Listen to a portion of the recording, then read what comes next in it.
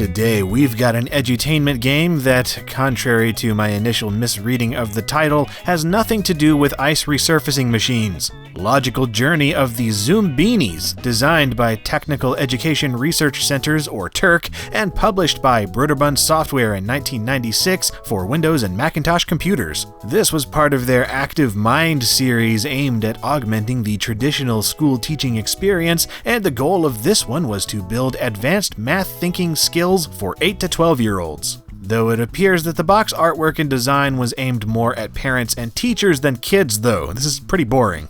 The Learning Company definitely took care of that when they remade and re-released the game in 2001 as Zoombeanies Logical Journey, but we'll be taking a look at the original version in the rest of this video.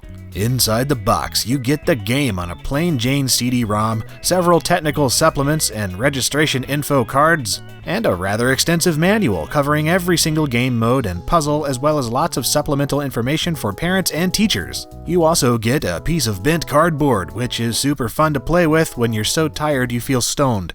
Quite logically, the game begins with an intro video showing who the Zoombeanies are and why they're so intent on their journey of logic. Turns out they were a peaceful species of anthropomorphic blueberry hippies, and they just chilled on their island making little trinkets and what they needed to survive. But then a race of ambiguous creatures known as the Bloats arrived by ship and offered to help them better themselves. Of course, this turns into a retelling of every imperialism story ever, and the Bloats break their promises, take over their land, enslave them, give them smallpox blankets, and then Disney makes a movie out of it. You get to control a group of 16 escaped Zoombeanies on their exodus to the Promised Land, known as Zoombeanieville. Here you can either have the game randomly choose a bunch of Zoombeanies for you, or you can make your own by selecting their hair, eyes, noses, and mode of transportation. Once you have 16, you take a ship to the map screen, where you're given the option to either play all the puzzles in order, or learn the ropes in Practice Mode. From here, you've got 12 sets of discrete mathematics puzzles to solve, developing skills in logical reasoning, data analysis and sorting, pattern finding, algebraic and statistical thinking, attribute comparison, set theory, graphing, and hypothesis formation. Which sounds wildly boring, except that you don't even realize that's what's going on when you're playing. The way this game is built is just clever all around. Not only does it present these problems in such a way that's enticing and fun to solve, but it randomizes the solutions and automatically adjusts to your skill level the more you play. The first puzzle here, the Allergic Cliffs, has you trying to cross two bridges. The problem is that the cliffs are allergic to certain Zoombeanie features and will sneeze them back to the other side and destabilize the bridge in the process. It's up to you to determine which cliffs are allergic to which features before the bridges collapse entirely. If you don't get all the Zoombeanies across, they'll return to slavery to live a sad life of misery and oppression. No pressure at all. The next puzzle is the Stone Cold Caves. Similar to the Allergic Cliffs, this one has you trying to reach one of 4 cave exits by determining which features the 4 snobby stone guards will allow to pass by them.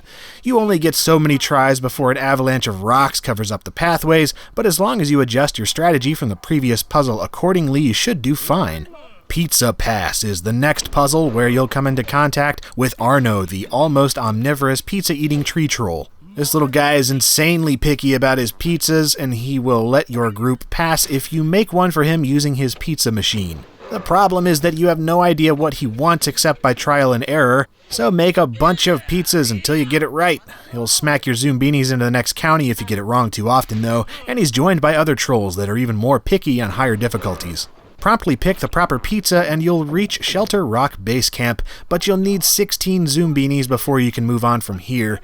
If you've lost some earlier, you'll need to play through those same puzzles again to get enough. From here, you've got 2 paths you can take, north and south, and each of them have their own sets of puzzles. The north path brings you to Captain Cajun's ferry boat, a crotchety old captain who demands that your Zoombeanies sit in an exact order before he'll take you to the other side of the bayou. Figure out the pattern and you're good to go. Titanic Tattooed Toads is next, and this is another puzzle involving crossing a body of water. You'll have to get your Zoombeanies across on the backs of giant tattooed toads, but they'll only be able to cross if they hop on lily pads matching their tattoo. Make sure the path of patterns is complete or a toad and its Zoombeanie will get stuck forever and presumably die a slow, agonizing death from starvation only yards from the exit.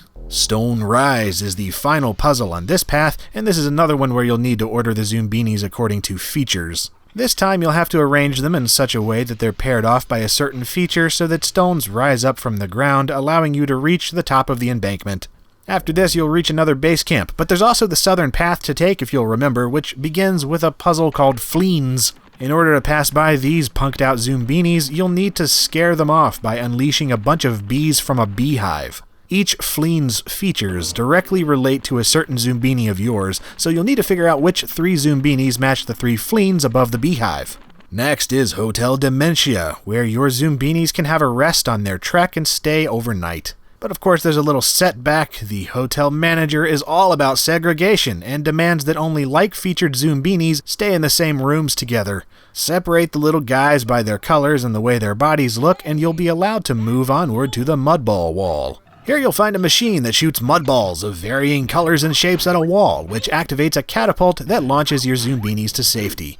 Figure out which color and shape corresponds to each spot on the wall's grid, and make sure those little guys fly before you run out of mud. After the last base camp, there's the Lion's Lair. This is like some kind of trap-filled Indiana Jones tomb, and here you'll need to arrange your Zoombinis in a certain order on the path, using the clue written on the wall to the left of the giant lion statue. Do so, and the lion's paw moves, allowing you to continue. Fail, and the gate will unceremoniously come crashing down and doom the rest of your party to a long trek back to their own personal hell. After this is the Mirror Machine, which has kind of an eerie ambience going on that Helda Pickel would surely be proud of. You gotta get each Zoombini through the cave in a minecart, and in order to do that, you have to match up their reflection with one of the crystal plates on the other side. And lastly, you've got Bubble Wonder Abyss. This is a cave with a weird floating grid and a bubble machine where you'll have to determine which Zoombinis can make it across each pre-made path by, once again, looking solely at how they look. Finally, you'll have reached Zoombiniville, and everything is fine and dandy. And you'll even unlock a new building for each 16 Zoombinis saved. It's quite the party, and everyone's happy. At least until you realize how many didn't make it and are still back at the beginning, living out their miserable existence as slaves to the bloats. Whatever, at least you're safe. Out of sight, out of mind. And that's the logical journey of the Zoombinis for you. If you're attracted to logic puzzles, enjoy segregating fictional creatures, or are simply a Vulcan, this game is awesome.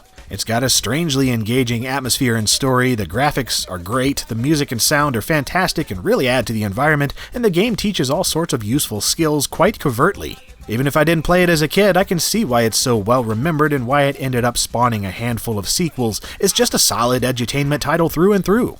The game is super easy to find a copy of nowadays online, and the later versions seem to run just fine on modern OSs.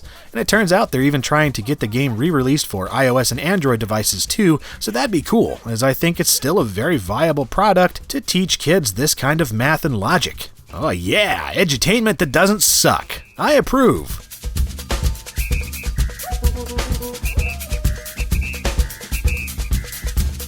And if you'd like to see some more reviews on edutainment games that may or may not suck, why not check out some of these? There's still more edutainment coming in April, and I do more videos every single week, so subscribing, that's cool. You can also do internet things related to LGR on Twitter, Facebook, and Patreon, and as always, thank you for watching.